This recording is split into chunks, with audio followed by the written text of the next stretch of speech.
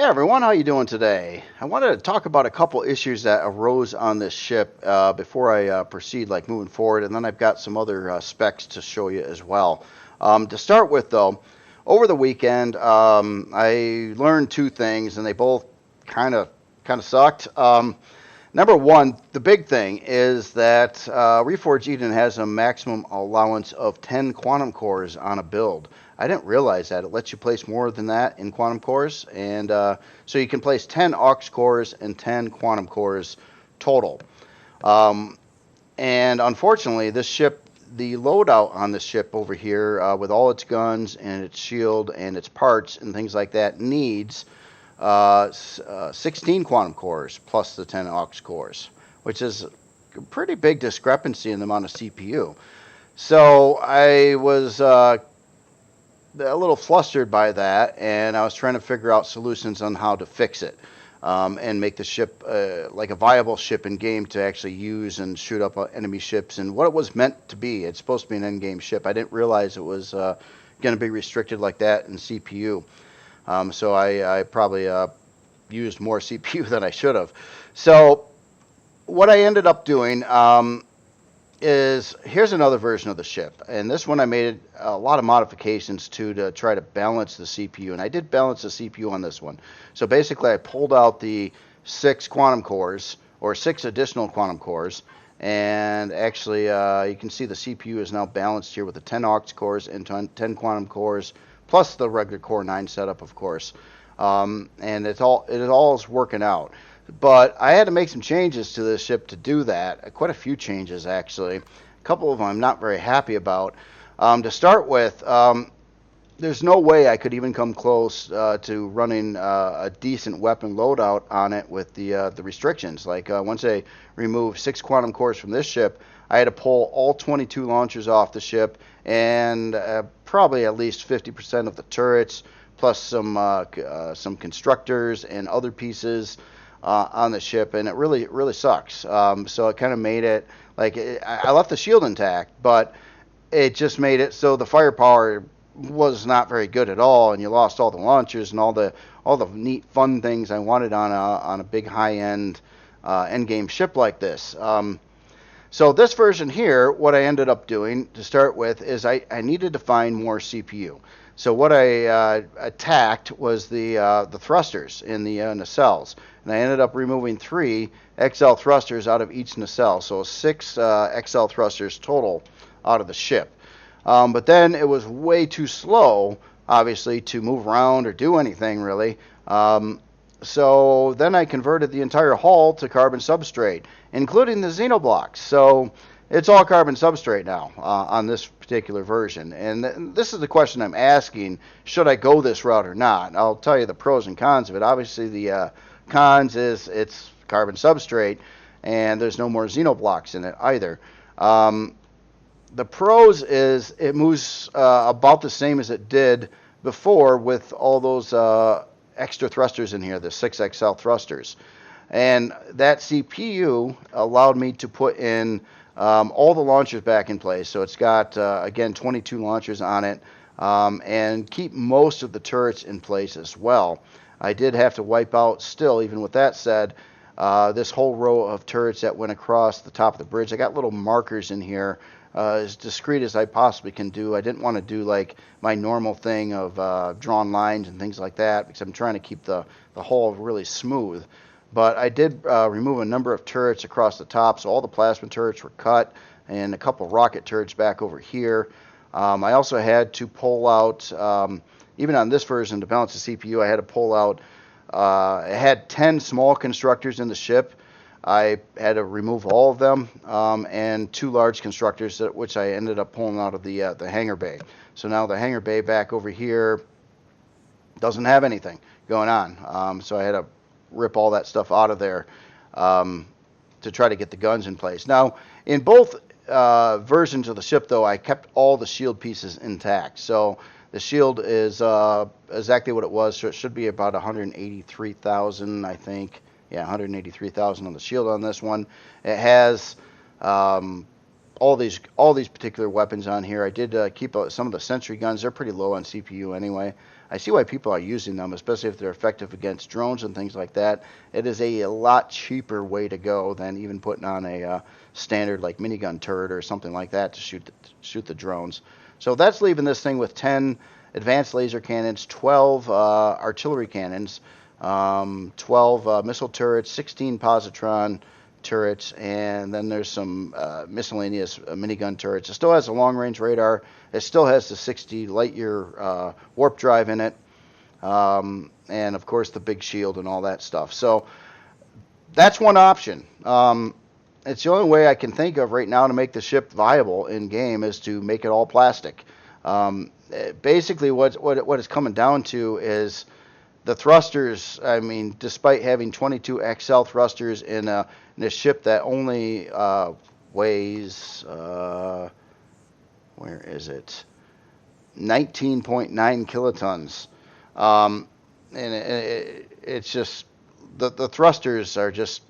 I don't know. I don't agree with the power ratio on the Reforged Eden thrusters. I think they're too underpowered, especially on these big ones like that. That really kind of sucks.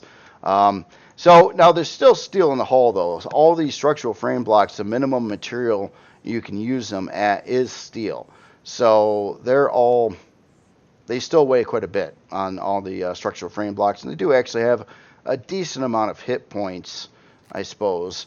A lot of these have somewhere around 1,500 to over 2,000 hit points per structural frame block. So they're better than like a standard steel block, I suppose.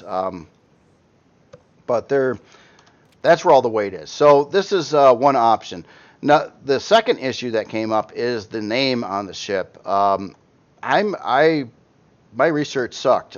So when I did name checks on stuff, I missed something important. When I searched for USS Europa in Star Trek, I ended up at a fandom site, and it made it completely sound like this name was never actually used, and it was just used for, fan-made lore and ships and things like that. So I was like, okay, I can use that name. Well, it turns out that the USS Europa was in Star Trek Discovery and got blown up. And it was also had obviously a different NCC number to it, and it also was a completely different looking ship than this one, very much different. So the name isn't necessarily cool either. So that's another issue. And unfortunately, a name change would normally be no big deal, but in this case, trying to do this roundy thing like this over 3 LCDs, it is kind of a big deal. It's going to be take a long time to fix that. In this case. So let me know what you feel about the name. Should I just keep on going with the name? Should I make changes to it? I'm just kind of curious on your thoughts on the whole name scheme. And I do appreciate the comment that gave me a heads up on this too, because I missed it, and I probably sounded a little snotty on the comment. I was really flustered with the quantum thing at the time too, and really stressing on the ship.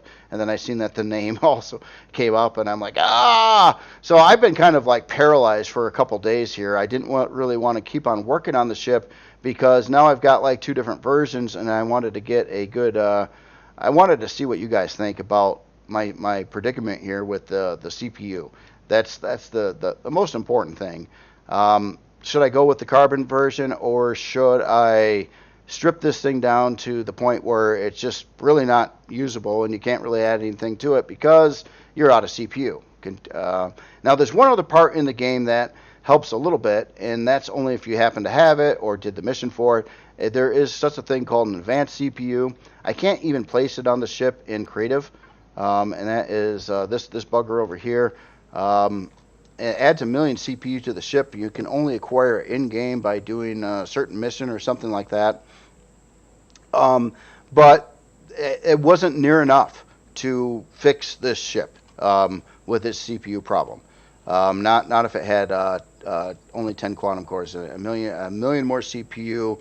It need about an additional 3.5 million more CPU. So that wasn't going to fix it either. It would help, but it certainly wasn't going to fix it. So let me know your thoughts on how this thing ought to be configured when I release it. I mean, would you rather see the version that is going to be more capable, I believe, because it's lighter and has less thrusters in it, which is over here. So the plastic version of the ship with less thrusters, or would you like to see me strip the heck out of this one to the point where it's not going to be very combat worthy for what it is? Well, I guess it'd be all right. It would still have about 20 regular turrets on it, but no launchers, and that is maintaining the big shield. And I really did want the big shield on this ship, but I mean, I could strip shield parts too, or maybe I'm missing something. Maybe there's something out there that I don't know about, and that's why I wanted to do this video, to ask you guys,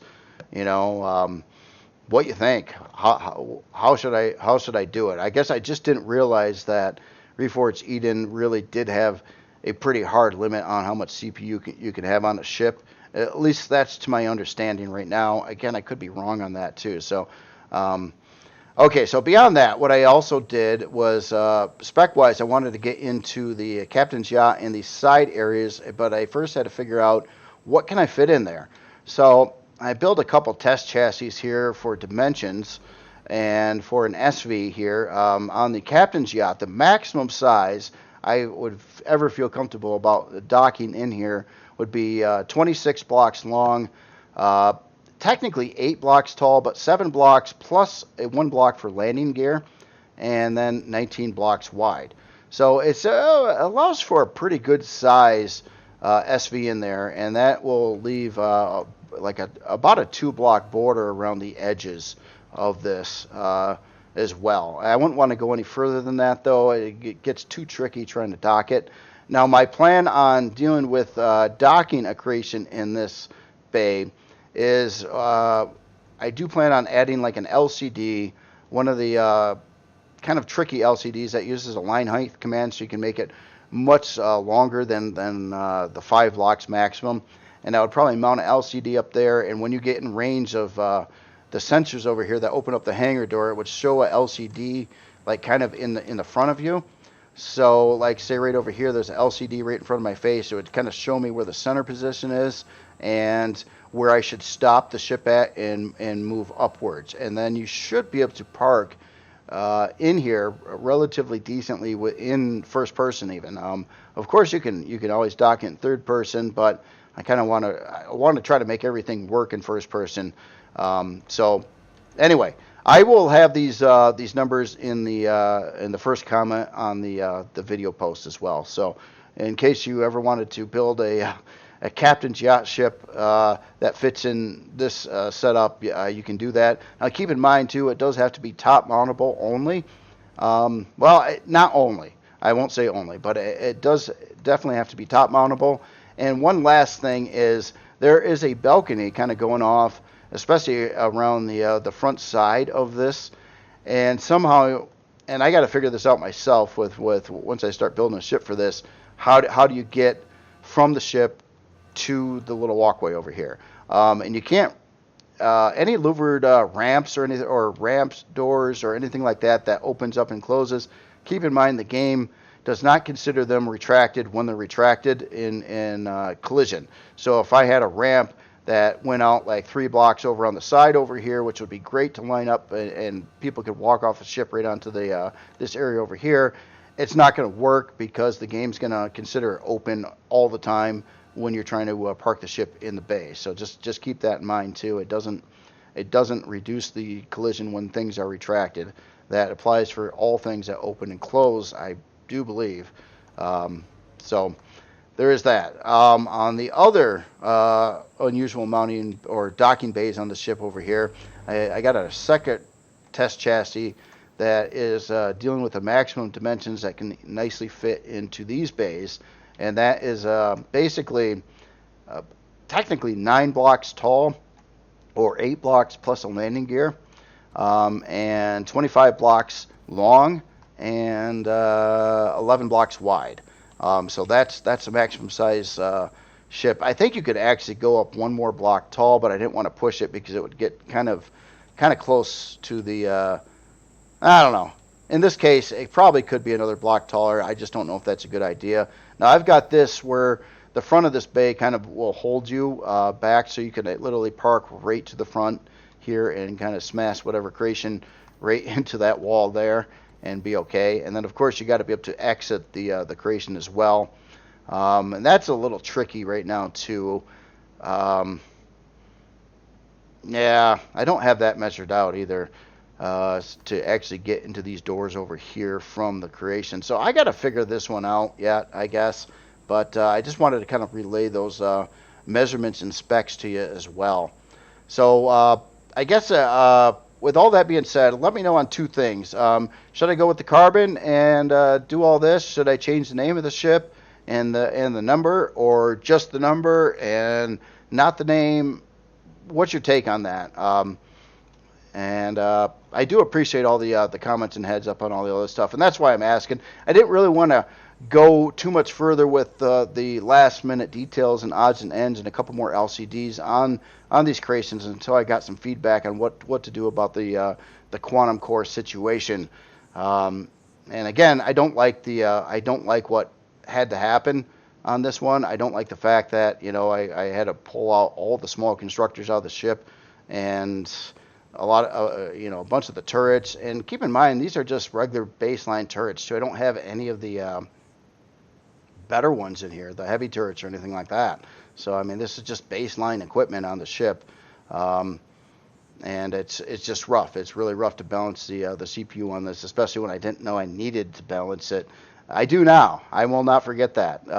10 quantums max, 10 aux, 10 quantums max on Reforged Eden Creations. Plus, potentially, if you acquire it in-game, one advanced CPU core, which is 1,000,000 CPU. So that is, neither of these are accommodating for one advanced CPU core. They're just dealing with the quantums and aux cores. But anyway, that's all I've got for today. Please let me know your thoughts.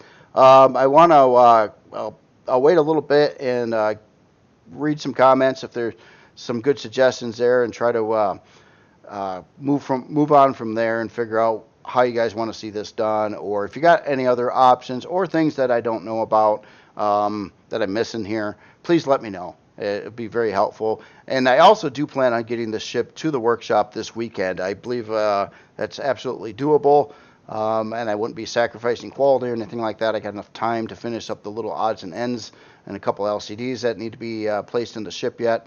I'll probably do a preview video later this week showing what the whole interior finalized and everything looks like. I haven't really shown much of that in a while. So there's been a lot of little tweaks and details all over the place, just all kinds of little things. Anyway, you all have yourself a great day, and I will talk to you later.